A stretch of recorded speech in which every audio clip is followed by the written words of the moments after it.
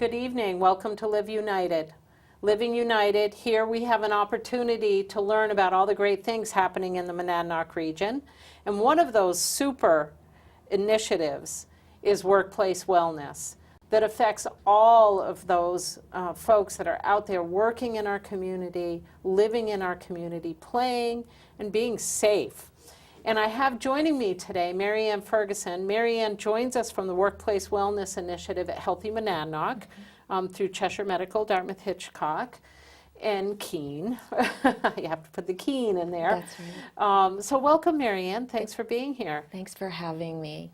So workplace wellness, my last show was the other end of the spectrum, really talking about kids. And here we have an opportunity to talk about oftentimes what our parents or our individual citizens that are out in our workforce. So tell us a little bit about workplace wellness, how this is becoming part of the culture of the Monadnock region. Well, thank you.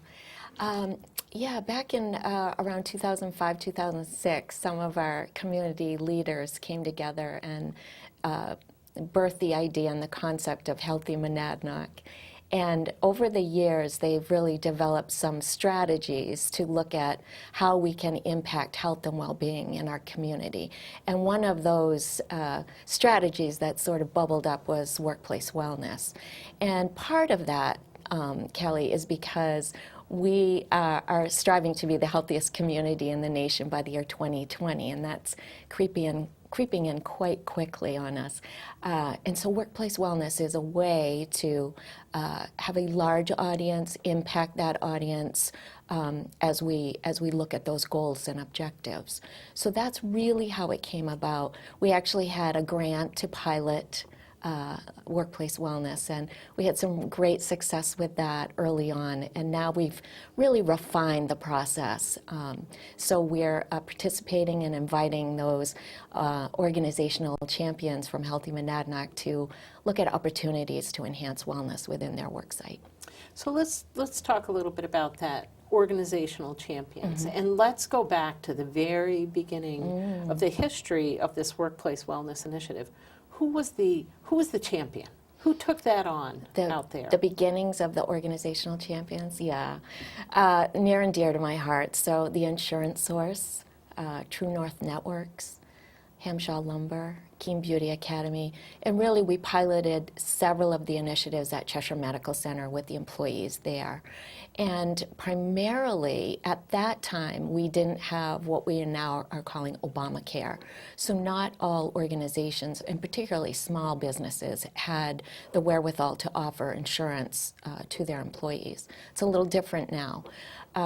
So we took those small businesses and said, here are some opportunities. What resonates with you in terms of wellness? And they were amazing, and they had some great successes very early on. And I think that was really the impetus to the Organizational Champion program.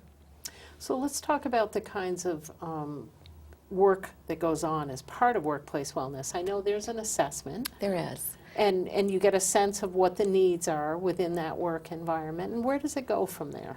So the assessment is actually the Center for Disease Control and Prevention's assessment, and so part of this work is we want to make sure that we're going forth in a process that has evidence-based and best practices supporting it.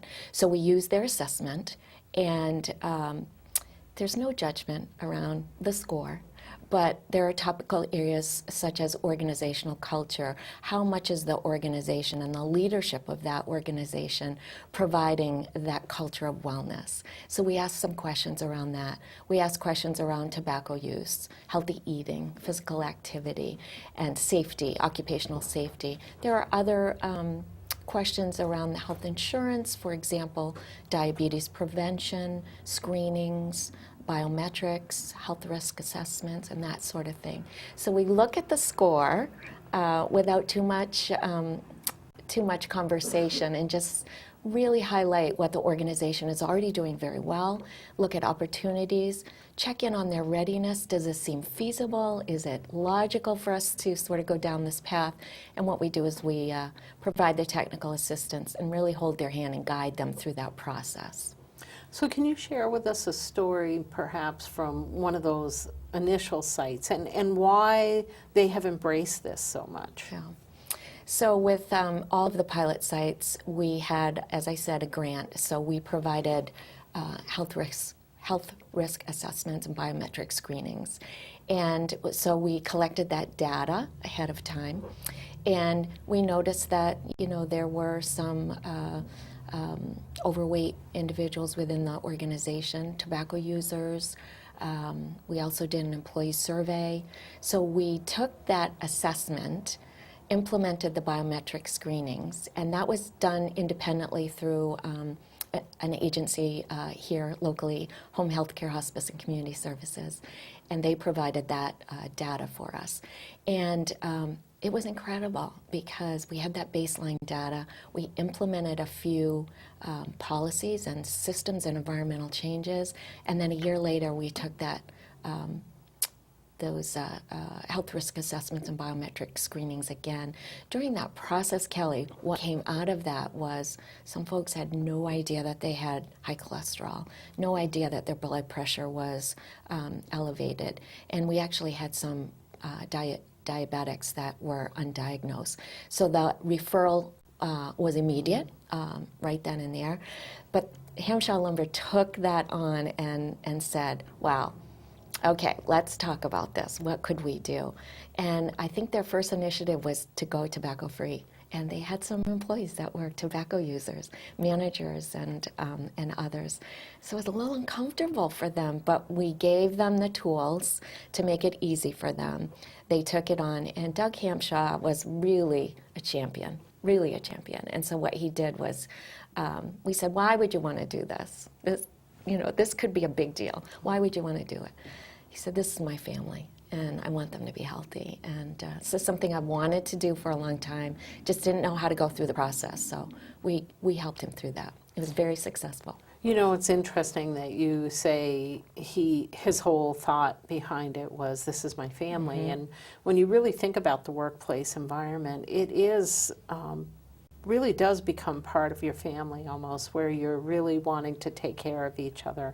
And for an employer to be able to acknowledge that, and these oftentimes are stress-filled situations where people are at a little bit higher health risk for different types of things. And it's always wonderful to see an employer willing to take on that it could be an issue in their work environment and wanting to take care of their employees. We're going to have Adam come on in a little bit here and talk about how they've actually engaged in this and the work that they're doing. When you think about this workplace wellness, how many organizations now are involved in workplace wellness? Well, we have 140 organizational champions who are committed to pledging this idea, this concept of enhancing health within their organization.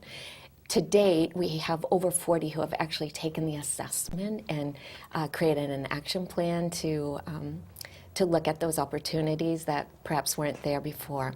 So now that we have this $1.1 million CDC grant to support our efforts, our capacity has increased, staffing has increased, and I have some wonderful colleagues that are working out in the community with me. So we expect to have some big results by the end of the year, next fiscal year. But right now we're working with about 44 employers. So if an employer that's watching this wanted to reach out to you, how would they do that? How would they get involved in having an assessment done? Or perhaps even just becoming an organizational champion? I think of the United Way. We haven't done the assessment, but we have taken steps internally. Yes. We've all gone to standing desks at Monadnock United great. Way, and part of that has been really around what culture do we want to create there that reduces stress, is better for our backs. you know, and everybody is loving the standing desks, glad and to we were hear all that. just so excited when they released the information about the elementary school, Yes. which is in here in our region, but I wish it was, Yes. that has just moved to all standing desks. Yes, We were yes. like, wow, you know, we're right with the You trendsetters. are. You absolutely are. That's a great question. Thank you for asking it. On our healthymonadnock.org website, the organizational champion form is there. They just have to click, fill out the information, and then we will provide them with the necessary next steps. If they haven't become an organizational champion, but they do want to do the assessment, I think at the end you'll have our contact information, and really they can just go on the website, and one of the colleagues will be able to contact them. And we're going to have Dave pull up some pictures that okay, are great. examples of Yeah. some of the work that's going on out there. And while he's doing that, I do want to ask you, it sounds like you could be any size organization. You know, Absolutely. when you mentioned, I think there was a salon that's part of it, and then you have True North and Right. Hampshire. And then the hospital. Yeah. These are organizations that range from, you know, a handful of people to, you know, hundreds of people. Yes, the hospital is the largest employer in the county and region, and we are looking for the biggest impact. So larger employers are more than welcome to reach out to us. But we do have assessments for small businesses, and we know how important that is to them as well. So it can cover the gamut. It does, and it does make a difference. You know, I think about even us moving to standing desks and everything. You could see a stress reduction. You could see fatigue. The fatigue from eye strain and back and neck strain actually reduced. Melting away. Yeah, and it's great to see. So Dave's going to bring up some pictures, and if you Great. could share with us as we're looking at those, course. what we're seeing here. Okay. So this is the banner, the Healthy Monadnock banner, and one of the things that we encourage employers is to announce that they have become an organizational champion. So this is one way that organizations can let the community and their employees know that they're committed to taking this initiative into their worksite. This is our friends at Bragdon and Caseta. And one of the things that we love about this, and I have to give a huge shout out to Ann Griffin at Bragdon and Caseta, because she's really taken this worksite wellness to a level that's has been so great for the organization. But we also know that tobacco-free policies is high on the list, but so is that social interaction. And so they're eating kale chips and all kinds of vegetables. And there's our friend Adam Caseta, and he's pointing to the little icon that says that he's a proud champion of Healthy Monadnock. There it is again on the desk inside the facility. So really trying to put awareness out there Yes. to people and to recognize. It's really wonderful that you're recognizing the different organizations that are participating. Not only that, but another aspect of this, Kelly, as you know, that when organizations are trying to become better at something, they become the employer of choice.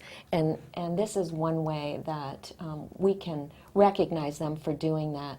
These photos are very recent. Smith's Medical has a worksite wellness committee, and so they just completed the assessment and are about to take on the action plan in terms of moving forward in their ideas. So folks develop an action plan. They can really focus on what they want to take on and what they want to focus on. And it sounds like what they feel like is they're most in need of. Exactly. So one of the other things or the other pieces of the assessment is we also offer them an employee survey. And 9 times out of 10, whatever is a little bit lower or lacking, or opportunities as we call it, also seems to be high on the agenda for the employees. So we have that opportunity to sort of marry the two. But we're willing to take on any aspect aspect of wellness that they feel ready to do. And even the smallest changes can make a huge impact on the enhancement of health in their organization. So great work going on, a lot of organizational champions out there, the opportunity to become an organizational champion and to receive assistance. Is there, I know people are wondering, is there a charge for participating in workplace wellness? Is the grant doing something that helps with that? Yes, yes, great question. And it always comes down to money, doesn't it? The CDC grant is paying for our salaries, so we have that capacity. It is free to the organizations.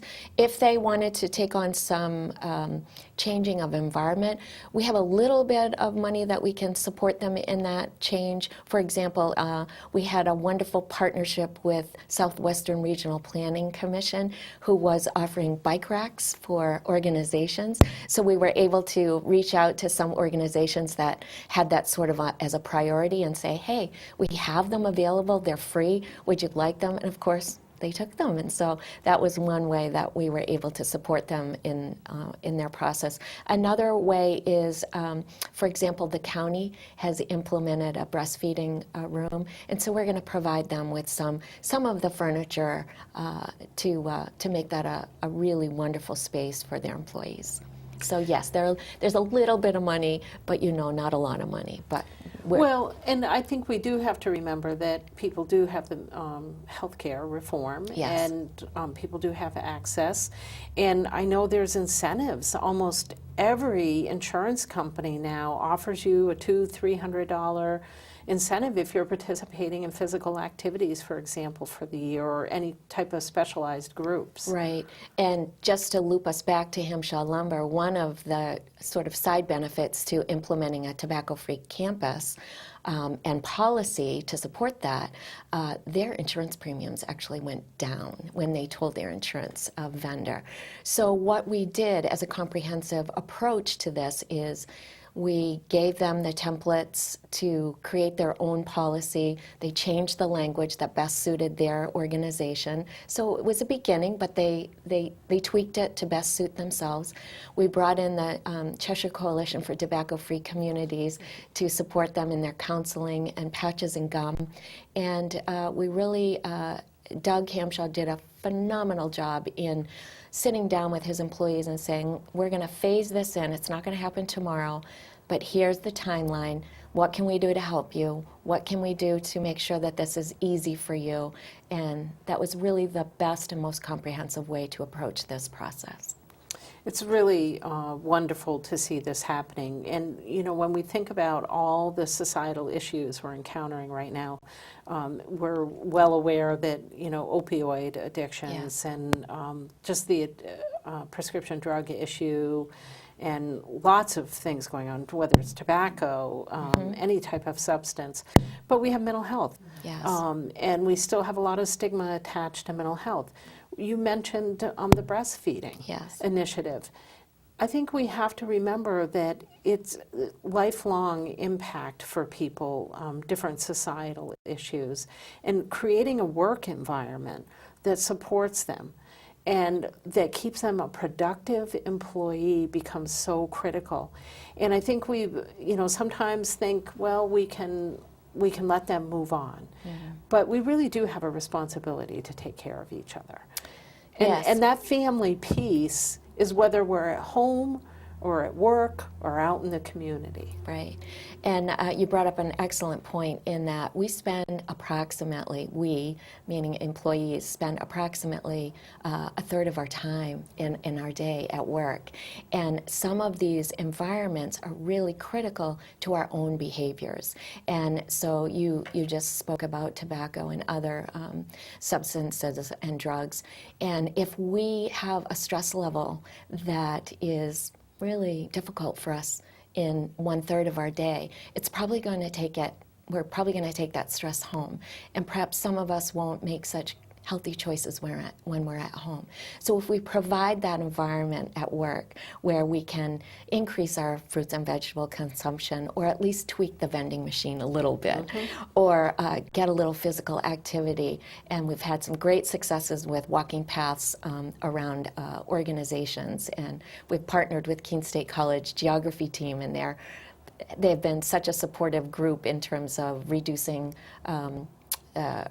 stress with just a walking path. So you bring up a really good point, and we're actually tracking some of those social determinants of health, which are, not that tobacco-free policy, but more in terms of volunteering and the social aspects of our work and decision-making around our stress at work, and does the organization support looking at that environment and supporting that in ways that is meaningful for the employee. And I know there's groups working on initiatives such as increasing wages Yes. For folks, so that some of those social determinants are addressed of health. There's groups working on transportation Yes. out there and really making that accessible and quality transportation for all across the region. So when you connect all of these things together, it really lifts up our citizens in a very big way. And, having this workplace piece becomes a critical element to that. I really encourage employers out there to reach out to Mary Ann at Cheshire Medical or through the Healthy Monadnock website. It's a great website, and you can find out lots of information there. And you can really hear about what are the benefits to you as an employer in having a workplace wellness initiative. It's not just a benefit to your individual employees and their productivity and their engagement with your organization. It's also about how you become a great employer out there in the community and an organizational champion who really embraces and takes care of people. And the return on investment. If you don't do it, we talked about this on the last show, if you're not doing it for the right reason, do it for the financial reason, because the return on investment is substantial. And my guess, you talked about insurance reduction. That's a singular example of it, but think about the reduction in healthcare costs for the individual who may be participating in these programs. Yeah, you bring up a great point, Kelly. We are one of the the statistics show that we have an aging workforce, and so by default, our premiums and our healthcare costs are going to go up. But above and beyond that, because we are aging, those premiums go up. So what's the bottom line for employers is that sustainability, and that's one of the biggest challenges for employers, is to look at that rising healthcare costs. And so if we add on chronic disease, or we add on other costs associated with that premium, employers feel that impact. So when we can lay the ground work in terms of creating that culture of health where folks are physically active, which we really know reduces a lot of chronic illness and pre-chronic illness.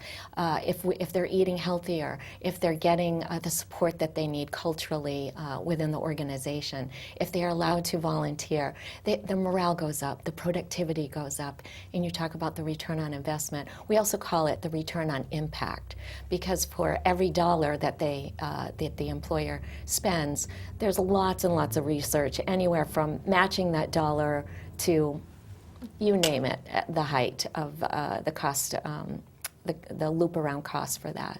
So yes, it's really important to look at ways to reduce those healthcare costs, and Hampshire Lumber showed us that really early on. But on top of that, we're just looking at ways to create those opportunities for healthy behaviors in the workplace, and then those folks go home, and of course that impacts their family, it impacts their neighborhood, it impacts our community. So you really captured that. And we're lucky today to have someone who's going to join us in just a minute here. We're going to go to a commercial break, and then we'll be joined by Adam Caseta, who's actually going to talk about their work in around wellness at their and they're an organizational champion. They are. And he's going to really explain to us what that's meant for them and how that's impacted them. But I want to thank you, Mary Ann, for joining us. I think you'll be coming back right at the end of the show. Great. We'll bring you back in. But until then, we're going to go to commercial break. And when we come back, we'll be joined by Adam. Thank you.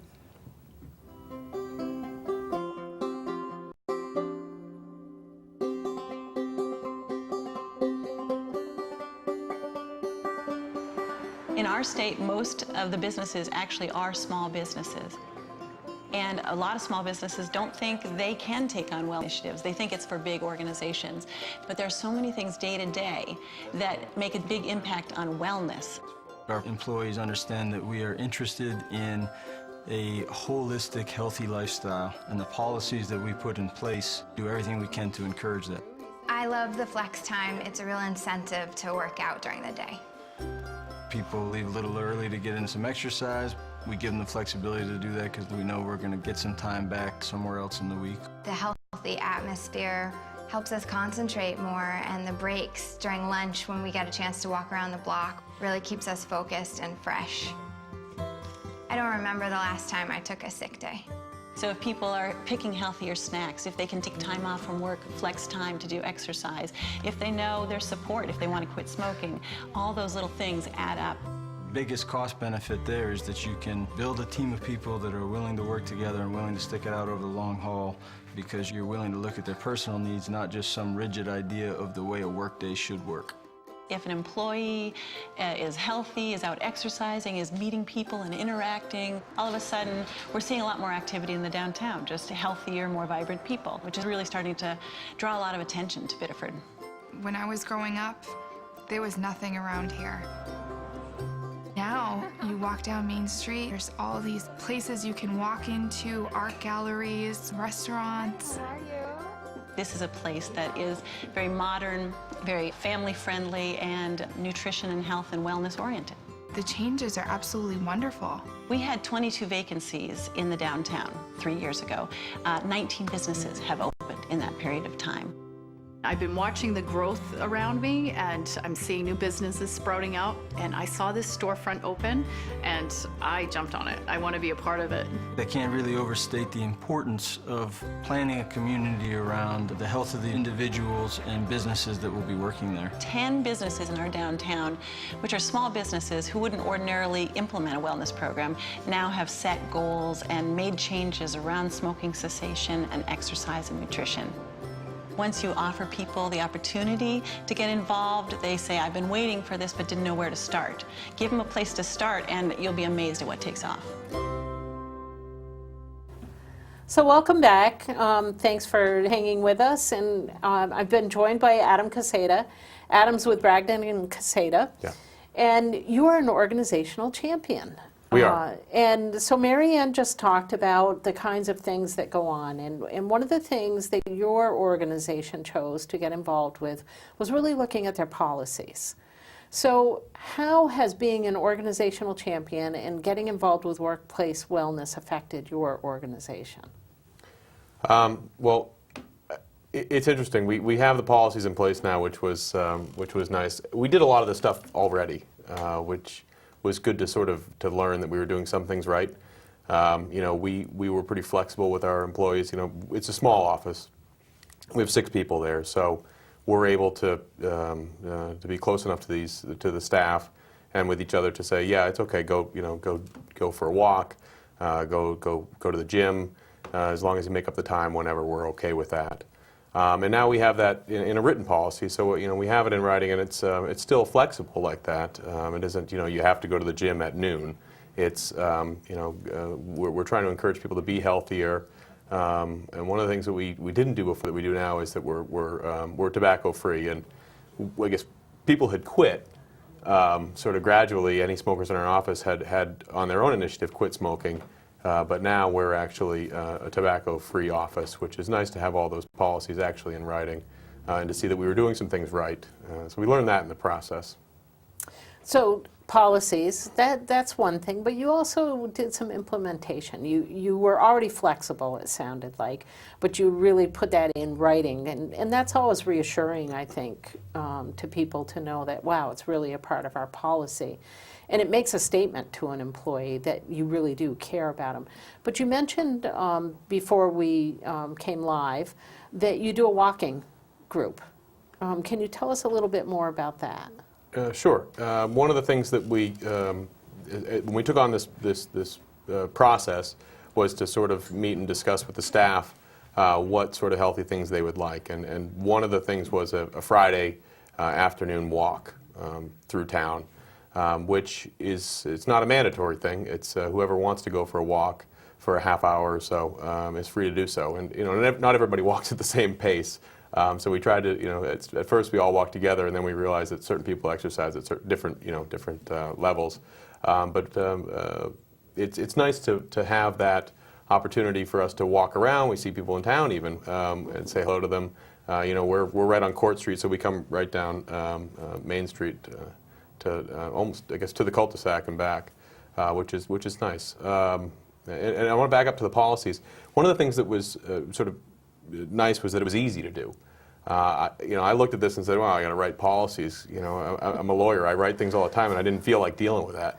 So, Mary Ann came to the office and sort of did them for us and said, I think, this may or may not apply to you guys. You're a small office. This would, and she gave us some things to work from, some forms, and sort of customize them to our office. And it was actually a pretty easy process. We have them in place now. Of course, I wrote them so that we have some room to get out of them if we have to. But they're the key is to be flexible and to allow people to be healthy at the office. That sounds like a lawyer. Yeah, that's how we do it. Well, so you have this great policy piece that you've put in place. Have you seen changes in people? At the office? Yeah. People do like going for the walk. The changes we have is we don't have any bagels at the office anymore. So I sort of grumble about that occasionally, and we're always saying, hey, look, healthy day, healthy Monadnock. We sort of jest with each other about it. And I heard you mention earlier we had kale chips at our office meeting. We had like a social event with the office staff, and some of the insurance source came too. So we're always talking about it and trying to make those decisions. So. On the table we have kale chips and some vegetables. We also had some good snacks there for my little boys were there, so I had to steal some of their food to get the treats. But I guess people it gives us something to think about, and that's sort of it's in our mind to try to be healthy about these things. And that's such a huge step forward in the whole culture we're creating out there. And when organizations like yours take that on, embrace that, engage in it, and become examples for that out there in out in our community, and then you bring other people in. Have you found that other people have said, hey, if they're doing it, we can probably do this too? And it may not be you so much making that happen as Mary Ann being able to say that. Yeah, I guess champion seems like a big title. I don't know that we're actually doing anything other than sort of falling in line with this initiative. We share the building with the insurance source, and they're a pioneer in this, and they're already a champion. So in our office, everyone's in that mindset. It's certainly I have had conversations with clients and other business owners and say, hey, did Healthy Monadnock get to you yet? Because they're really making a concerted effort across the community to implement these with the employers, and I think it's really ultimately going to get there and to make us a healthier community. Well, it's interesting because you said champion seems like sort of a big title for what you're doing. But it requires all of those individual champions for us to make that healthy Monadnock region.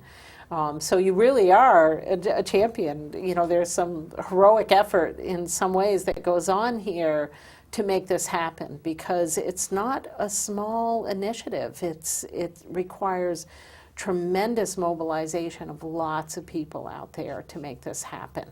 So you take credit where credit's due, because you may be 6 people. We're actually 7 people over at the United Way. But the same thing, each of the individual little steps we take contribute to that larger, greater good that's going on out there. So if you had to say to anyone, Adam, why they should do this, what would you say to them? I guess one of the things I could tell you is I was at a Healthy Monadnock event, and I saw Ashton Kane there. She's a local veterinarian, and at her office, she's a healthy Monadnock champion. What she said to me, I said, hey, how'd you get into this? And she said, I love it. She said, I absolutely love it. She said, nobody brings sweets here anymore. There's no temptation for me. I have this in the policy, and they just say, too bad. You can't bring these things in. So you get to sort of control the environment in the form of your policy. So that's good if you're trying to prevent that sort of temptation and to almost force yourself. She's a business owner, and she's forcing herself to be in a healthier environment by her own policy. So, I make a concerted effort to go to the gym, and now it's sort of a culture thing for me and for my office. So, I think it's just a matter of it's a benefit to you and to your staff to be healthier and happier, and that's what we feel. I can't say that I get a whole lot of direct financial benefit from it in an office of our size. But I can say when Mary Ann came in, this is a good thing you asked that, is when Mary Ann came in, she looked through our policies and had us look at our health insurance policies and saw that there's a reimbursement for our staff for the gym. So that was a direct benefit that we got there. So it really makes you aware of all those things to make sure you're taking advantage of it. And for a lot of workplaces, and I know I discovered this with my daughter who's in college, her taking college gym courses made her eligible, believe it or not, for those incentives. So we were able to get the reimbursement on that through our health care plan, which was fabulous, especially when you're paying college tuition. So I'll buy a book. Yeah. Maybe 2. Maybe 1. So, Adam, you're an organizational champion, and I know that Mary Ann really wants a chance to recognize the great work you're doing. So I think we're going to go to a commercial break, and when we come back, Mary Ann's going to join us. Any last thoughts before we go to commercial break? No, I don't have anything else to add. Great, great. Thanks for So thanks, Adam. Thanks for having me. Hang here. Adam will be with us, and Mary Ann's joining us shortly, and commercial break. I love that burrito bowl. Awesome. You gonna come back soon? Yep, you bet. Just in the 3.5 short years that I've been here, Gardner's seen an unbelievable transformation. We're taking a holistic approach to business development and health by giving folks an opportunity to eat healthier, to get active, and to stop smoking. If a downtown is healthy, if the employees that work there are healthy and the residents are healthy, then more people will want to live there, work there, and play there, which, of course, is economic development. Big businesses have opportunities for wellness just by virtue of their size. But here in Gardner, we have small businesses. We're providing opportunities for them to have access to these wellness programs. The Healthy Passport option is a program where restaurants have identified one or more of their healthiest options on the menu. There you go. Oh, wow. You come in, you ask for the passport, and you have our healthy option, and you get your passport checked. Once they get 5 punches, then they win a prize. Our healthy option is the beet salad, and selling a lot more beet salads since that went on the table. Offering healthy food is definitely good for the bottom line. Gardner's always had a great farmer's market. One of the things that we've introduced is to try and encourage more people who worked here during the day to visit the farmer's market. And we did this by creating a cash mob. A cash mob is an opportunity for folks to come together, hold up their $20 bills and say, I'm ready to spend it locally. And if they did that, we would offer $5 on top to stretch that $20. The walking train is a quick loop through our beautiful historic downtown and through our waterfront park to give folks a chance to stretch their legs in the middle of their day. It doesn't take much time or effort, and I get a little bit of exercise. We've started to create bonds within the community of like businesses, but also sometimes businesses that are unalike. I've met a lot of people who are my business neighbors. The popularity has continued to grow, and the benefits have been overwhelming. When one employer takes that step to make their employees healthier, they see results. And then they share it with the guy next door, and the guy next door says, oh, that's a great program. I need my employees to be more productive, so I'm going to start thinking about health and wellness. And then the storefront that's empty next door, all of a sudden someone says, wow, this is a really vibrant, healthy community. I want to put my business there. That just happened in downtown Gardner. People are starting to be excited about coming to Gardner. They bought houses here, and they're going to have their business here. That says that city's doing something right. Gardner's changing for the better, and I know that all our efforts are paying off. This could transfer anywhere across the country. Folks could use these ideas in their own community and see how making folks healthier really helps community and economic development. So thanks for coming back to us. We have a special award, and I'm going to turn this right over to Mary Ann. Thank you. One of the things that we've done with Healthy Monadnock and the Worksite Wellness piece is to recognize organizations for their efforts. And we have an annual event that we put on called the Healthy Monadnock Champion Event. And Bragdon and Caseta actually won an award, and unfortunately Adam had to leave that meeting a little early, so he wasn't able to receive his award. So, Adam, on behalf of Healthy Monadnock, here is the Star Award, and congratulations for all of your efforts and all that you're doing for your employees. We really appreciate your participation. So excellent. Thanks very much. Great. Thank you. Thank you. And audience, I want to remind you that you can become an organizational champion, and we want to thank you for joining us tonight. And congratulations on the award. It's nice to see. Recognition, reward for your employees. Get out there, become an organizational champion. Thanks for joining us, and remember to live united by giving, volunteering, and advocating.